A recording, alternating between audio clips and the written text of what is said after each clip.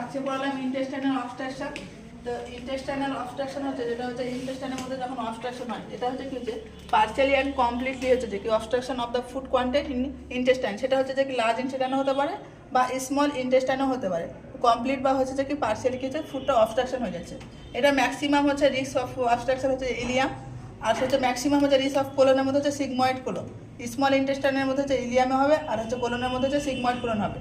তো এর জন্য হচ্ছে যে কি তিনটে হচ্ছে এখানে হচ্ছে যে কি যেমন ফাংশন ইন্টেস্টাইনের নর্মাল ফাংশন থাকে, সেগুলো হচ্ছে কি কি যে ইন্টেস্টাইনে ঠিক মতো ব্লাড সাপ্লাই হতে হবে, লুমেন ক্লিয়ার থাকতে হবে, আর হচ্ছে নার্ভ সাপ্লাই হয়। এগুলো যদি কোনো ডিস্টারবেন্স হয় তাহলে কি হচ্ছে যে প্রবলেম আসবে। সেগুলো হলো যে ফার্স্ট হচ্ছে মেকানিক্যাল অবস্ট্রাকশন। মেকানিক্যাল অবস্ট্রাকশনে কি হচ্ছে যে ডিস্টারবেন্স ইন লুমেন, যে লুমেন যেটা ক্লিয়ার থাকার কথা সেটা হচ্ছে যে ক্লিয়ার থাকছে না। এটা মোস্ট কমন কজ হচ্ছে যে দেখা যায় পেশেন্টের ক্ষেত্রে যে ইন্টেস্টাইনাল অবস্ট্রাকশন হলে যে লুমেন ক্লিয়ার না থাকলে হয়। তারপরে হচ্ছে অ্যাডেশন হচ্ছে narrow lumen most common cause দেখা যায়, বা হার্নিয়েশন হয় বা ভালভুলাস যখন হচ্ছে যে অবস্ট্রাকশন, যখন হচ্ছে যে টুইচিং অফ দ্য ইন্টেস্টাইনটা কি হয় টুইচ হয়ে যায়, বা টিউমার ফরেন বডি যদি অবস্ট্রাকশন হয়, এগুলোর ক্ষেত্রে কি হচ্ছে যে মেকানিক্যাল অবস্ট্রাকশন হচ্ছে। বা ইনটু সাসেপশন মোস্ট কমন এটা বাচ্চাদের ক্ষেত্রে দেখা যায় যে telescopic of one organ of intestine to other part. তো একটা অর্গান কি হচ্ছে আদার পার্টের সঙ্গে কি হচ্ছে যে কি আপ করছে। মোস্ট কমন হচ্ছে সিন দেখা যায় যে 6 to 36 মান্থ চাইল্ডের ক্ষেত্রে দেখা যায়। আর এখানে যে সাইন সিমটমটা দেখা যায় সেটা হচ্ছে যে কি রেড কারেন্ট জেলি লাইক স্টুল দেখা যায়। তো এটার পুরো ফাংশন গেল হচ্ছে মেকানিক্যাল অবস্ট্রাকশনের ক্ষেত্রে গেল। দেন হচ্ছে যে ইস্টার্ন গ্লুটিয়াল অবস্ট্রাকশন, এখানে কি হয় যে নার্ভ যেখানে হচ্ছে যে ব্লাড সাপ্লাই কি হচ্ছে ঠিক মতো হচ্ছে না। তো disturbance in blood supply of intestine. তো ইন্টেস্টাইনে যদি ব্লাড সাপ্লাই ঠিক মতো না হয় তাহলে কি হবে মেসেন্ট্রিক আর্টারি কি হচ্ছে ব্লকেজ হবে।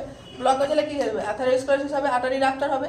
দেন হচ্ছে নিউরোলজিক্যাল অবস্ট্রাকশন। নিউরোলজিক্যাল অবস্ট্রাকশনের ক্ষেত্রে কি হবে যে প্রবলেম ইন নার্ভ প্লেক্সাসে যদি প্রবলেম হয় তাহলে কি হবে যে পেরিস্টালসিস মুভমেন্টে হেল্প করবে নার্ভ প্লেক্সাস, কিন্তু সেটা যদি না হয় তাহলে কি হবে প্রবলেম হলে পেরিস্টালসিস মুভমেন্ট হবে না, পেরিস্টালসিস মুভমেন্ট না হলে অবস্ট্রাকশন হবে এবং পেশেন্টের কনস্টিপেশন হবে।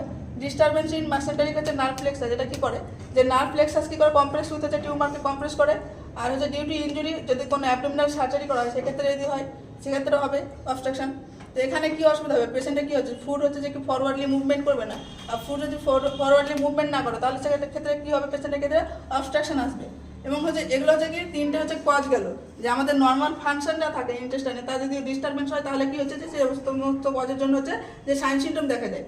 যে সাইন সিমটম হচ্ছে ইন্টেস্টাইনাল অবস্ট্রাকশনে কি দেখা যায় যেমন হচ্ছে অ্যাবডোমিনাল ডিস্টেনশন, ফার্স্টে যেমন বলেছিলেন লুমেন যদি ক্লিয়ার না থাকে তাহলে অবস্ট্রাকশন হবে, তাহলে ক্র্যাম্প লাইক পেন হবে, সেখানে অ্যানোরেক্সিয়া নাউজিয়া ভমিটিং হবে। আর হচ্ছে যখন হচ্ছে যে কি ফুডটা পাস হতে পারবে না তখন কি হবে ফিকাল ম্যাটেরিয়াল ভমিটিং আসবে। তো ফিকাল ম্যাটেরিয়াল ভমিটিং আসবে, তা বাউল সাউন্ড হচ্ছে কি ডিক্রিজ হবে যেহেতু পেরিস্টালসিস মুভমেন্ট ঠিক মতো হচ্ছে না। কনস্টিপেশন হবে পেশেন্টের ক্ষেত্রে, ইলেকট্রোলাইট ইমব্যালেন্স হবে, এগুলো পেশেন্টে কি সাইন সিমটম দেখা যাবে। তো এই ডিজিজের জন্য কি করা হয় ডায়াগনোসিস টেস্টের ক্ষেত্রে কি করা হবে ইউএসজি করতে হবে, সিটি এমআরআই বা বেরিয়াম টেস্ট করা হয় বা কোলোনোস্কোপি করা হয়। ম্যানেজমেন্টের ক্ষেত্রে আমরা কখনো এই সমস্ত পেশেন্টকে কি করবো না এনেমা বা ল্যাকজেটিভ বা হট অ্যাপ্লিকেশন দেবো না, কারণ এখানে যে ইন্টেস্টাইন হচ্ছে রাপচার হওয়ার সম্ভাবনা থাকে। দেন হচ্ছে এনপিও অ্যাকুটিল অবস্ট্রাকশন রিজলভ, যতক্ষণ না অবস্ট্রাকশন রিজলভ হচ্ছে ততক্ষণ পর্যন্ত কি করবো পেশেন্টকে আমরা যে এনপিও রাখবো। দেন হচ্ছে কি করবো আমরা আইভি ফ্লুইড স্টার্ট করবো। এখানে ফ্লুইড যেটা দেবো সেটা isotonic fluid. Isotonic fluid means হচ্ছে যে আমাদের বডি ফ্লুইড যা কম্পোনেন্ট থাকবে সেম কম্পোনেন্ট ফ্লুইড আমরা কি করবো পেশেন্টকে দেবো। আইডেন্টিফাই করবো কজ, যে পেশেন্টের কী কী কজের জন্য হচ্ছে যে কি হয়েছে সেটা হচ্ছে সেই অনুযায়ী ট্রিটমেন্ট দিতে হবে। আর যদি মেকানিক্যাল অবস্ট্রাকশন হয় এখানে হচ্ছে যে কি সার্জারি করা হয়, যেমন হচ্ছে টেম্পোরারি একটা ইলেকট্রমি করা হয় আর কোলোস্টমি করা হয়। তো আজকে এই পর্যন্ত।